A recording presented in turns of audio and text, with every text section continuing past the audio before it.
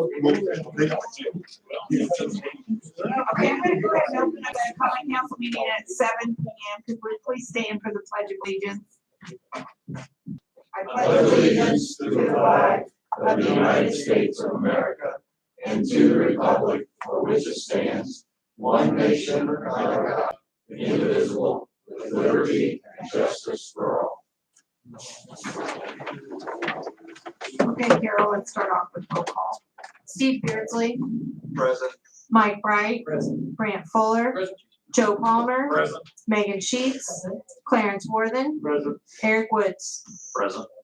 Okay, next on the agenda, we have the minutes from October 12th regular meeting. I'll move we approve the minutes of October 12th. I'll second that. Roll call, please. Steve Beardsley, Aye. Mike Bright, Aye. Brant Fuller, Aye. Joe Palmer, Abstain. Megan Sheets, Aye. Clarence Worthen, Aye. Eric Woods. Aye. Okay, were there any public comments? Nothing, okay.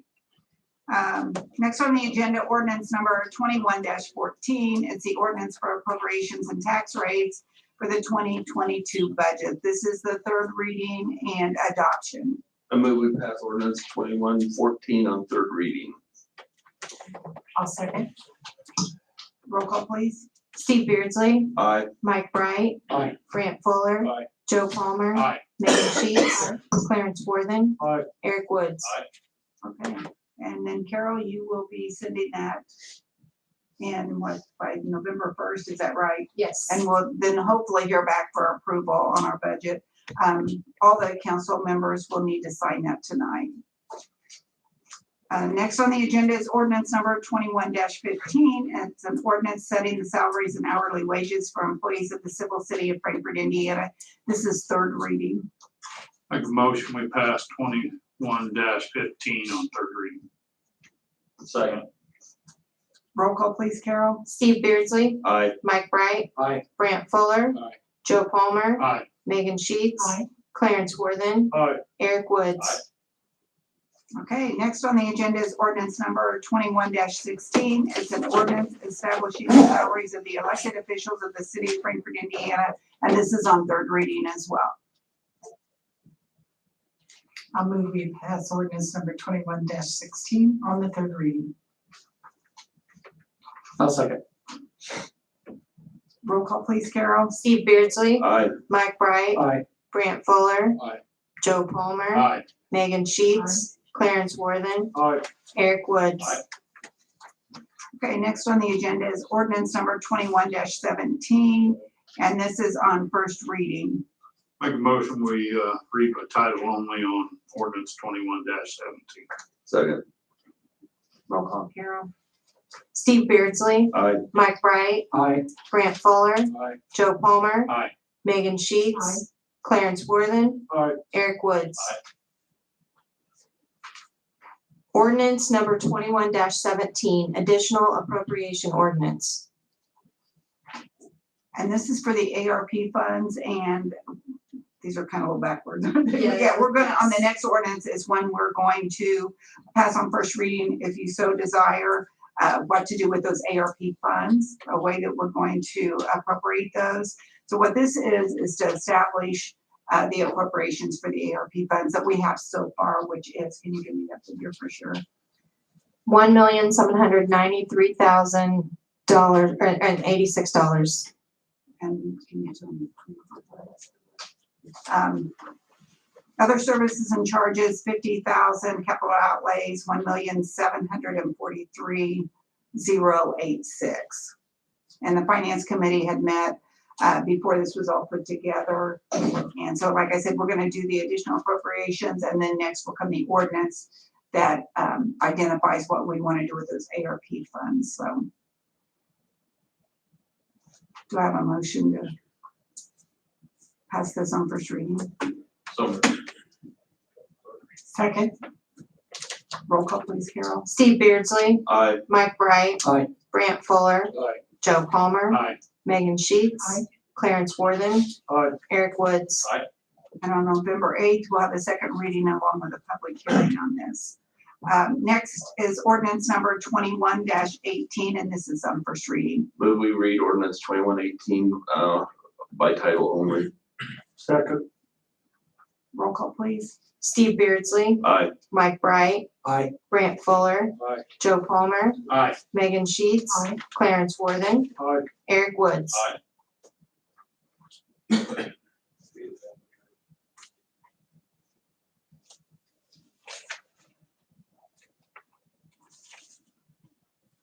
You want to go ahead and read that then? Oh, I'm sorry. And ordinance number 21-18, an ordinance appropriating funds to the city of Frankfurt ARP Coronavirus Local Fiscal Recovery Grant Fund and approving the city of Frankfurt ARP Fund Plan. Okay, I don't know if you've all had an opportunity to look through this, but the finance committee met here, a week or so ago and came up with some ways that we could appropriate for the ARP funds. Eric, did you or Megan or Steve have anything you wanted to talk about on this? Well, one of the things I just took to point out, this is necessary that we have this plan in place. It doesn't bind us to it later as we get into the actual administration of it. We can alter this and move things around and make additional adjustments to it at a later time. So this is required as part of the process that we have a plan, but it's not a rigid, we're stuck to this forever. It's so that we can go forward. Yeah, this was just kind of a rough way of getting into the council after the finance committee met with the mayor and the clerk treasurer. So if we wanted to get something in front of you as a way to start directing the spend on this. So completely open for discussion, can be modified on the second reading, but as you see here on the back page, kind of what we laid out. So we'll go ahead and just talk about what it is. There was discussion about the capital improvement projects that because of COVID and the way the economy has been slowed down, the way project costs have gone up with materials and labor. And we have a couple big projects that are going to be hurt by that. So we've got some leeway on how to spend that. Obviously, the pool comes to mind on not only the cost increases, but the delay in doing so and keeping a tourist attraction down. So that's in there. And then we talked about, as you guys have heard in the past, the possible use of the old Marsh facility for a technology education center, a career center. Other bigger cities have these, some smaller cities have them, but that is part of this READY grant that the city and the county has agreed to go after as part of our participation in the North Central, I always forget the name of it, Clarence, what's the North Central? Yeah, regional redevelopment. Okay. So, that's been out there for a little while, and the mayor has agreed to support that as well.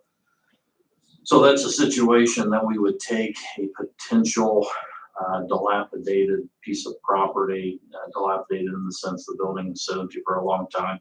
The roof is already shot. The internals are probably shot. So a major grant would be put in to revamp that for such a center. And the $50,000 that you just moved to appropriate would be for some community programming. One example that just came up is the Home for a Night homeless shelter. They are looking for some monies to sustain this at least initially.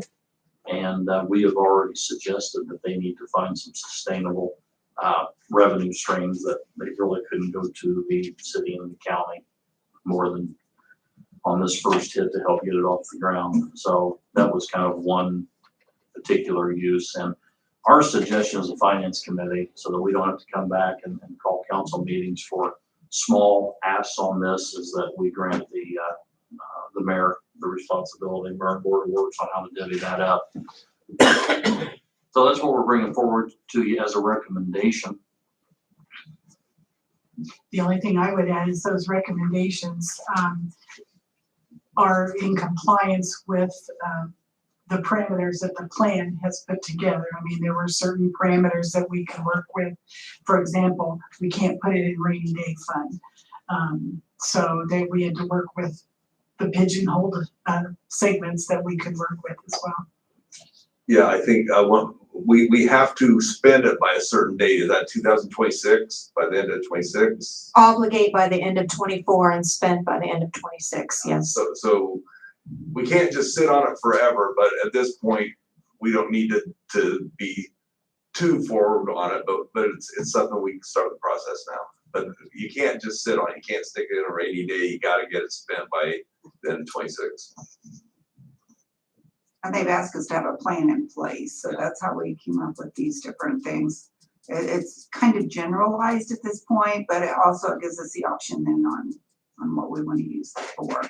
And I think step by step, whenever we spend any of it, it'll come to council and you'll have a chance to look at it and say, yeah, I agree with that. That's a good way to do this, or a chance for everybody to be involved in the input on it. And half of that is received yet this year, and then the other half is next year. Yeah, the additional appropriation that you did for the 1.7 million, that's already in that fund. That's just gonna give us the ability to be able to spend that right now. Okay. And then next year, what they say within a year, that you should have the other amounts. Yeah, based on the receipt this year was in August, so it should be August of 22. And at that time, as you're looking at the budget for 23, you would be able to put those funds in the budgetary process rather than doing an additional appropriation. Mhm. Make a motion, we pass ordinance number 21-18, first reading. Roll call, please. Steve Beardsley, Aye. Mike Bright, Aye. Grant Fuller, Aye. Joe Palmer, Aye. Megan Sheets, Aye. Clarence Worthen, Aye. Eric Woods. Okay, thank you. Next on the agenda is resolution number 21-13, a resolution directing transfer of appropriated funds. And this is a request from Fire Chief John Kirby. So I was gonna have John and Carol, if you wanna talk about that. Well, this year's been pretty trying times on my overtime budget. Been the fire chief for 10 years, never had to come to the city council to move funds for anything. But this year, you know, due to surgeries, COVID, not away days, a lot of different things to that nature, we're running short. So right now I'm in the red. So I sit down with the clerk and we went through my budget and just kind of came up with around $21,500 to reappropriate from other spots in my budget to go into my overtime. We got 5 pays left this year. Not sure if $21,000 will cover it. But we figured once we get towards, you know, the end, we will have a better idea where we could possibly take more if needed. Anybody have any questions for John on that?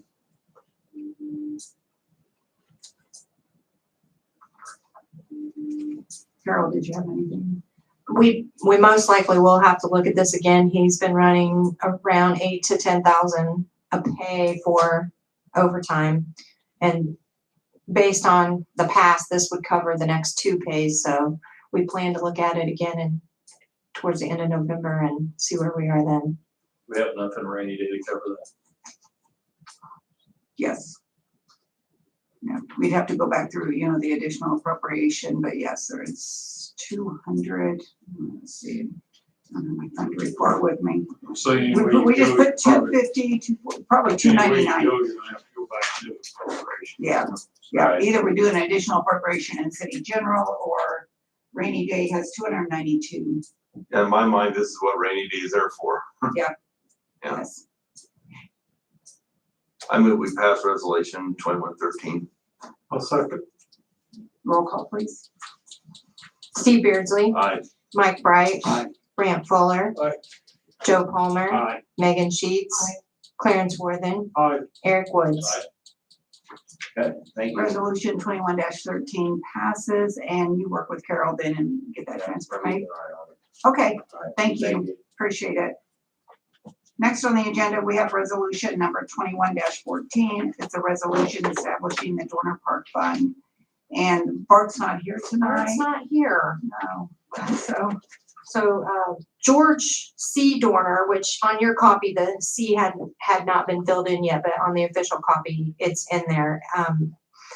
Is a descendant of the original George Dorner who donated the land for the park.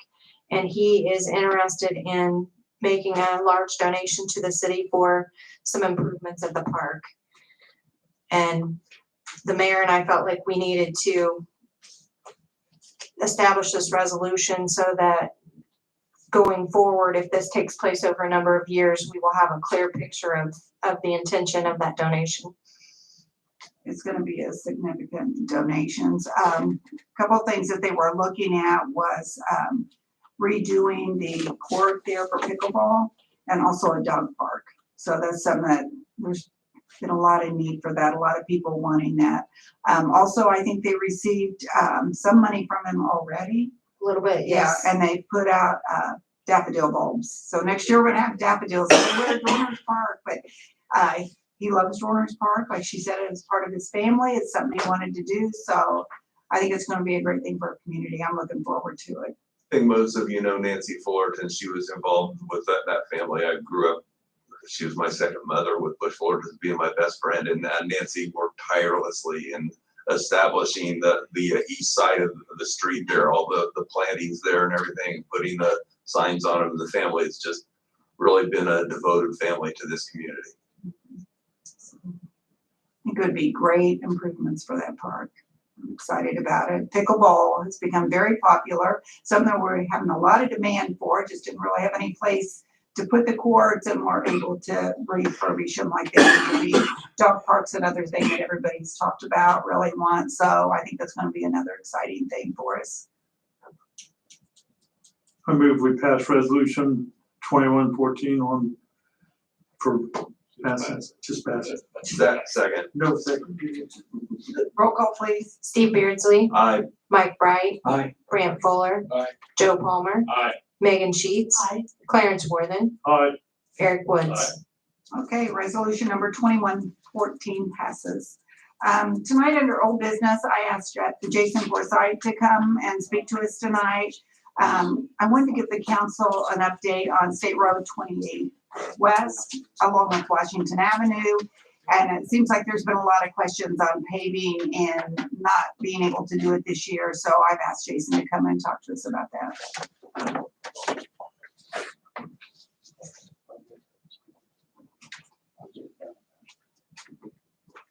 Good evening, everyone. I guess I'll start with the paving issues. As you all know, we put in for the community crossing grant back in June.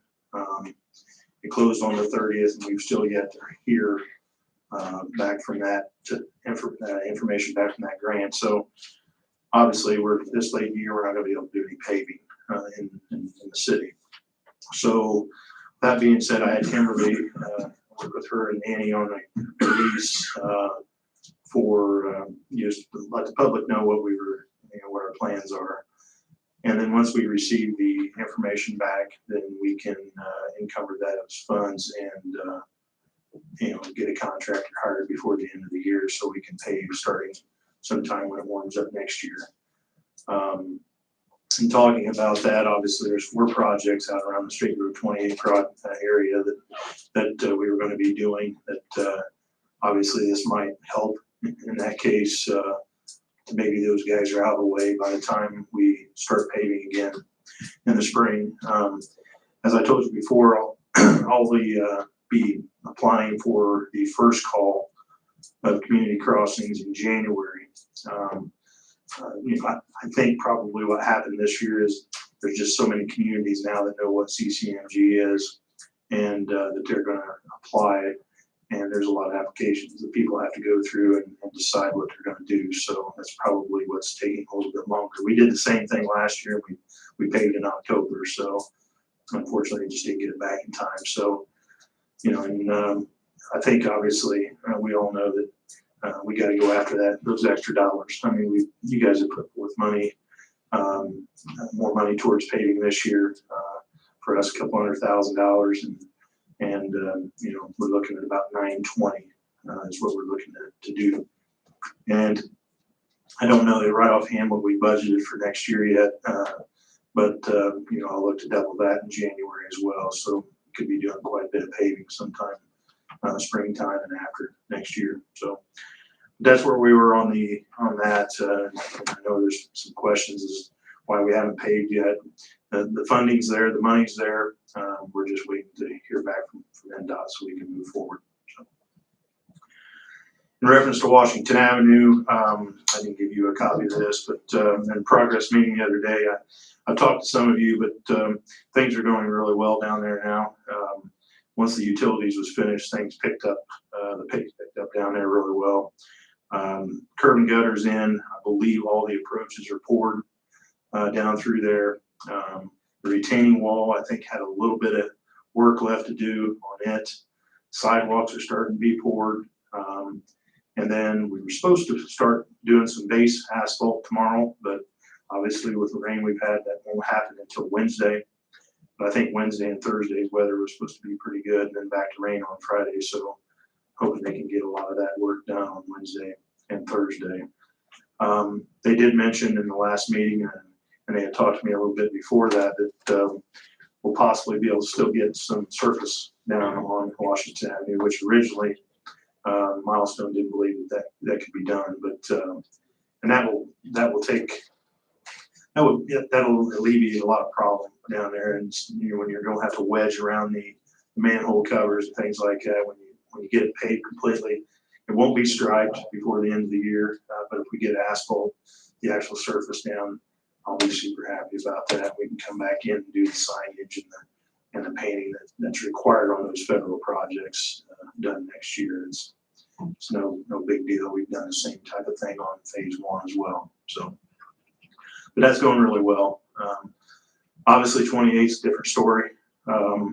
We all know we've been dealing with that. There was a meeting today. What I gave you there is just kind of the meeting minutes from today.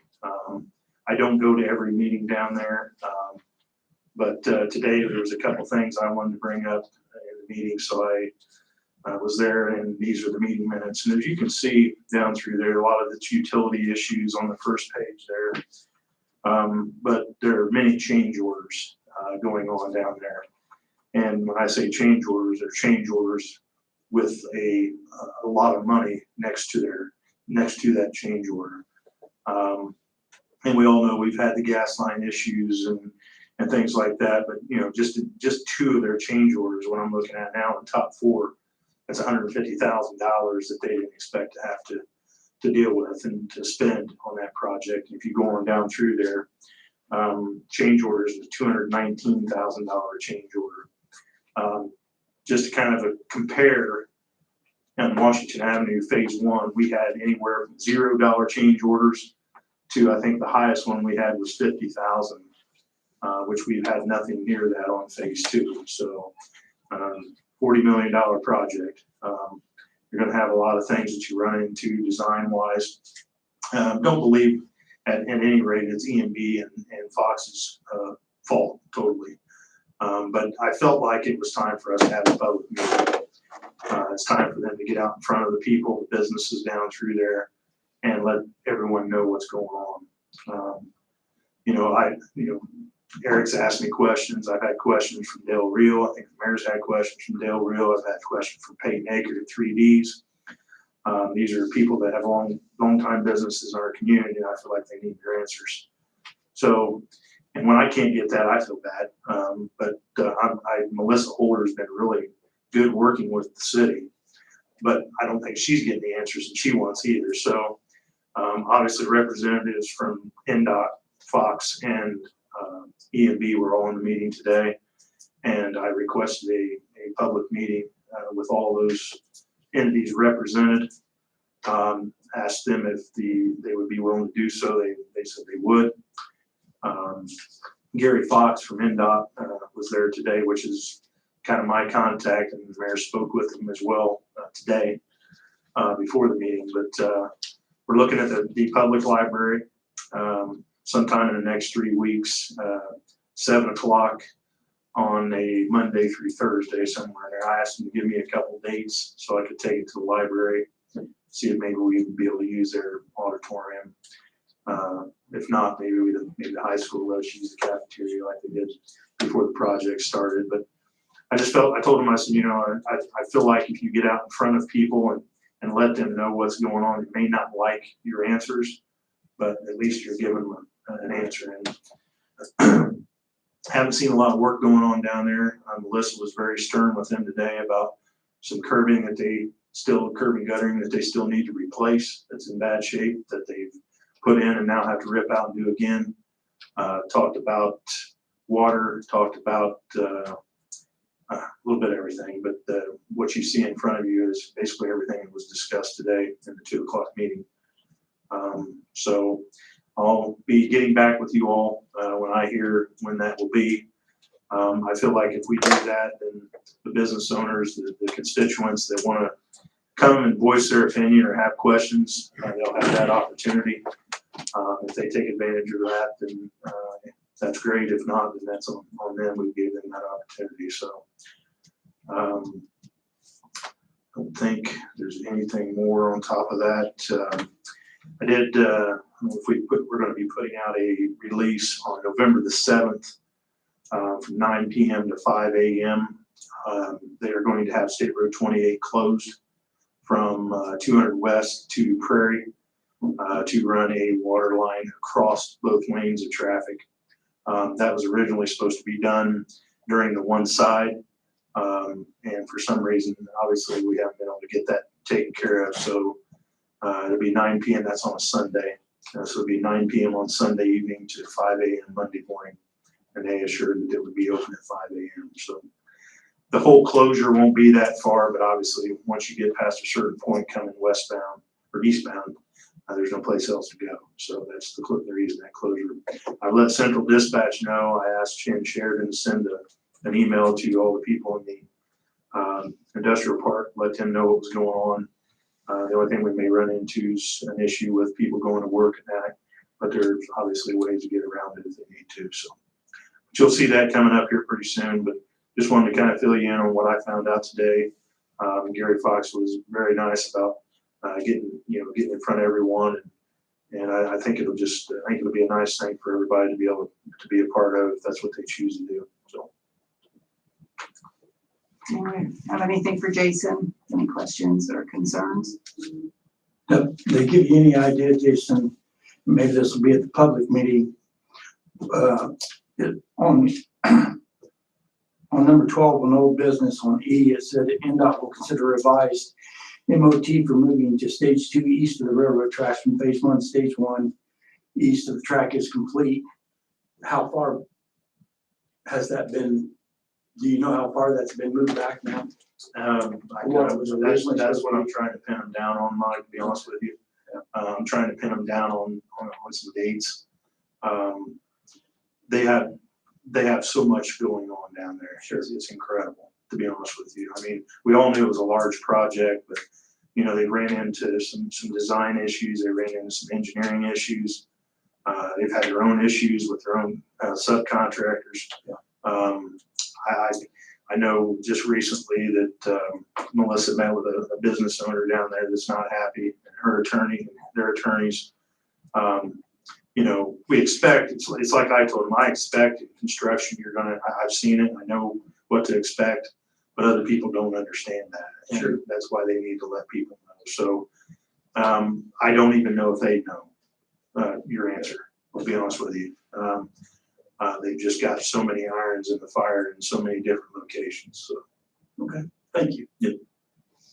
Anything else? Thank you, Jason. I appreciate you giving that update.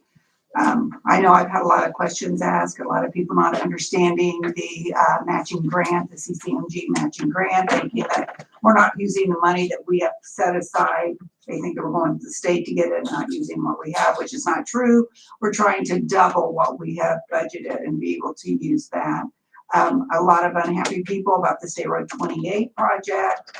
It's affecting our businesses, our citizens. So as Jason said, he's requested, Les requested, I've requested that they have a public meeting and get this information out in front of the citizens so that they know what's going on. A lot of frustration right now. So hopefully they'll get back with Jason when we get that set up. So that's all I have under old business. Does anyone have anything or under new business? Okay, So moved. okay. Everyone be sure to sign the thing. Oh, yes. Thank you. I have two things for everyone to sign. If you could please do that before you leave. Thank you for coming this evening. Yeah, I do. The budget part of it.